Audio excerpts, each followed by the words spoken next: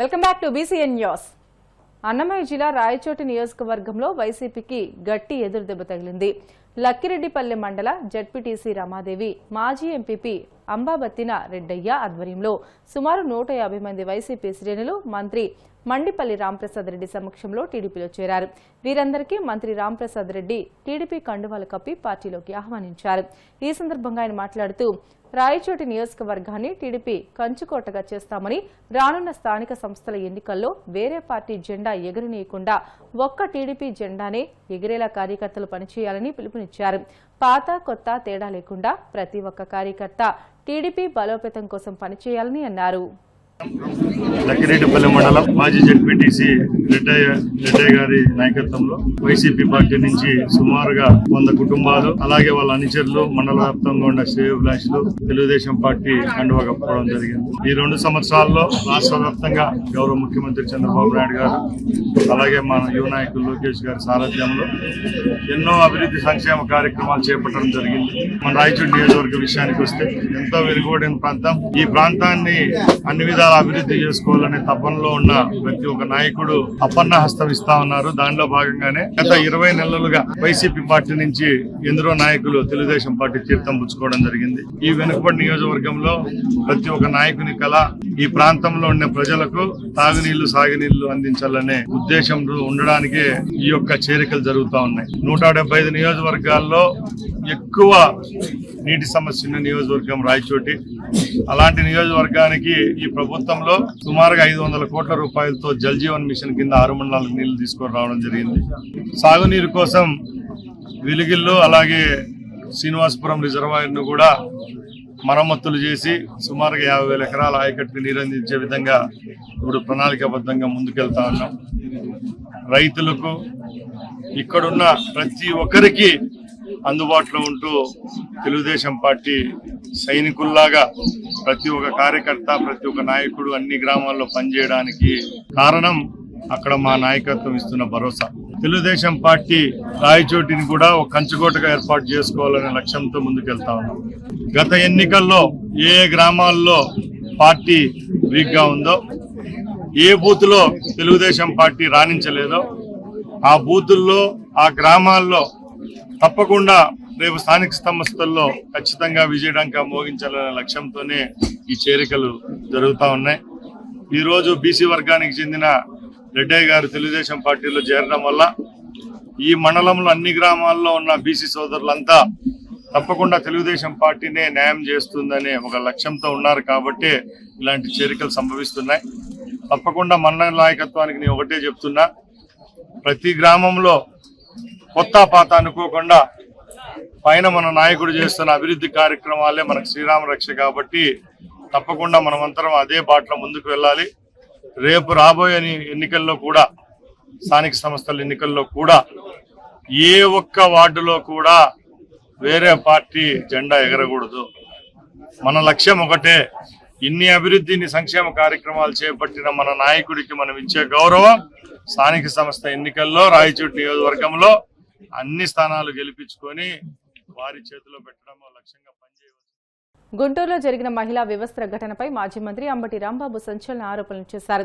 Telugu Desam ward సభ్యుడిని స్థానిక TDP MLA Galla Madhavi కాపాడే ప్రయత్నం చేశారని ఆయన ఆరోపించారు. వార్డులో ప్రజల నుంచి టీడీపీ నేతలు, కార్యకర్తలు డబ్బులు వసూలు చేస్తున్నారని మండిపడ్డారు. 15వ తేదీన ఘటన జరిగితే కేసు జాప్యానికి కారణం స్థానిక ఎమ్మెల్యేనని ఆరోపించారు. రాష్ట్రంలో పోలీస్ వ్యవస్థ దారుణంగా ఉందని అన్నారు. మహిళను వ్యవస్థను చేస్తే హోంమంత్రి ఏం చేస్తున్నారని మండిపడ్డారు. ఆమె వెంటనే ఆ పదవికి రాజీనామా చేయాలని డిమాండ్ చేశారు. ఈ ఘటనపై సీఎం చంద్రబాబు కూడా అబద్దాలు చెబుతున్నారని విమర్శించారు. ఇది జరిగింది 3 రోజుల క్రితం.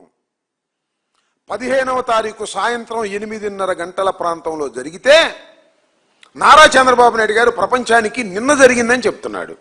ఎందుకు నిన్న జరిగిందని చెప్తున్నాడంటే, ఈ 3 రోజులు యాక్షన్ తీసుకోకుండా అట్టి పెట్టారు కాబట్టి దాన్ని అలా చెప్పేటటువంటి ప్రయత్నం చేస్తున్నారు. నెంబర్ 1. నెంబర్ 2, ఇద్దరి మధ్యన తగాదా అంటున్నారు. ఇది ఇద్దరి మధ్యన తగాదా కాదు. ఆ వార్డులో ఉన్నటువంటి తెలుగుదేశం పార్టీ సెక్రటరీకి ఒక పౌరుడికి జరిగినటువంటి సంఘర్షణ. ఎందుకు జరిగింది? నేను ఆ కుటుంబాన్ని, నేను ఫాతిమా గారు వెళ్ళాం, పరామర్శించాం. విషయాలు తెలుసుకున్న తర్వాత మాత్రమే మేము మాట్లాడుతున్నాం. ఎందుకు జరిగిందో తెలుసా? ఆ బాధితురాలి యొక్క భర్త, అంటే ఆ బాధితులు రోడ్డు పక్కన ఒక బోరు వేసుకున్నారు. 15 సంవత్సరాల క్రితం బోర్ను వాడుకుంటున్నారు. ఈ మధ్యన రిపేర్ వస్తే దాన్ని చేసి రిపేర్ చేసుకుంటుంటే ఈ తెలుగుదేశానికి సంబంధించినటువంటి వ్యక్తి కార్యదర్శి, ప్రధాన కార్యదర్శి, ఆ పార్టీ డివిజన్కి ప్రధాన కార్యదర్శి అయినటువంటి మల్లెల మూర్తి వెళ్ళి అటకాయించాడు. ఎందుకు అటకాయించామని అడిగాడు. అడిగితే ఆయన చెప్పిన మాటే, బాధితుల యొక్క భర్త చెప్పిన మాట, క్యాష్ కొట్టు, పని చేసుకోమని చెప్పాడు. నేను క్యాష్ కొట్టను అన్నాడు. కొట్టనన్న తర్వాత వెళ్ళి మున్సిపాలిటీలో కంప్లైంట్ చేశాడు. మున్సిపాలిటీ వాళ్ళు వచ్చారు, తీసుకొచ్చారు అతన్ని. వచ్చిన తర్వాత వీళ్ళు వెళ్ళి అడ్డగించారు మున్సిపాలిటీ వాళ్ళు తీస్తుంటే. ఆ సందర్భంలో మూర్తి ఇప్పుడు బాధితురాలైనటువంటి మహిళని ఇష్టం వచ్చాడు కొట్టాడు, కొడుకును కొట్టాడు. కొట్టిన తర్వాత ఆ రోజు సాయంత్రం, అంటే 15వ తారీఖు సాయంత్రం పోలీస్ స్టేషన్కి వెళ్ళారు. ఈ బాధితురాలు కుటుంబం మొత్తం వెళ్ళారు. ముగ్గురు, భర్త, కొడుకు, ఆమె వెళ్ళారు. చేతికి గాయాలైనవి చూపించారు. చేతికి గాయాలైనవి అండి, కేసు పెట్టండి అని. ఆగండి, మీరు ఆగండి. వెళ్ళి ఆసుపత్రికి వెళ్ళమన్నారు. ఆసుపత్రికి వెళ్ళారు, సర్టిఫికేట్ తీసుకొచ్చారు.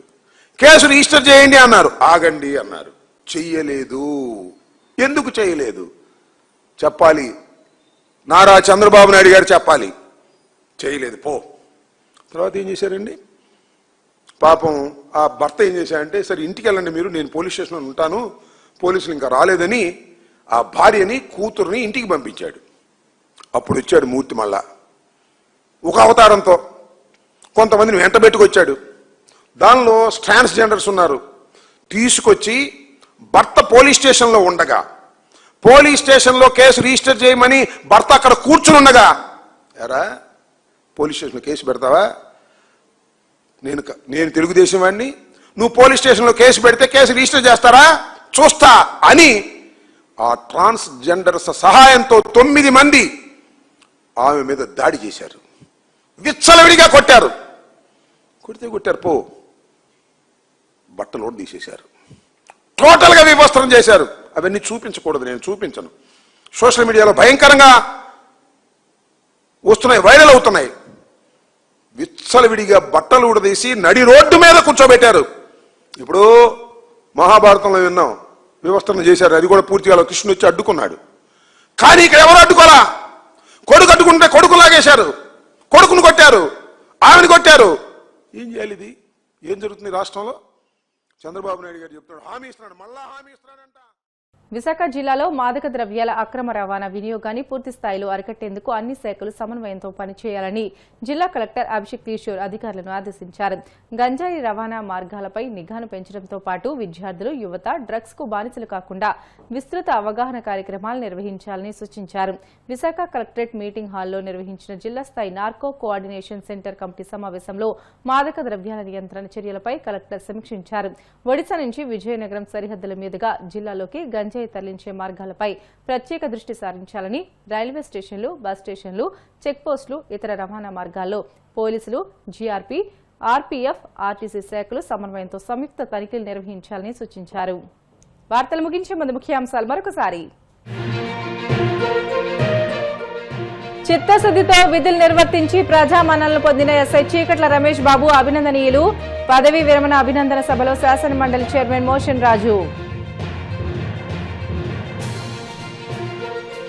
రాయచోటి నియోజకవర్గంలో వైసీపీకి ఎదురుదెబ్బ. మంత్రి మండిపల్లి రాంప్రసాద్ రెడ్డి సమక్షంలో టీడీపీలో చేరిన సుమారు 150 మంది వైసీపీ శ్రేణులు. గుంటూరులో మహిళా వివస్త్ర ఘటనపై మాజీ మంత్రి అంబటి సంచలన ఆరోపణలు. నిందితుడిని కాపాడేందుకు ఎమ్మెల్యే గల్లా మాధవి ప్రయత్నించారంటూ ధ్వజం.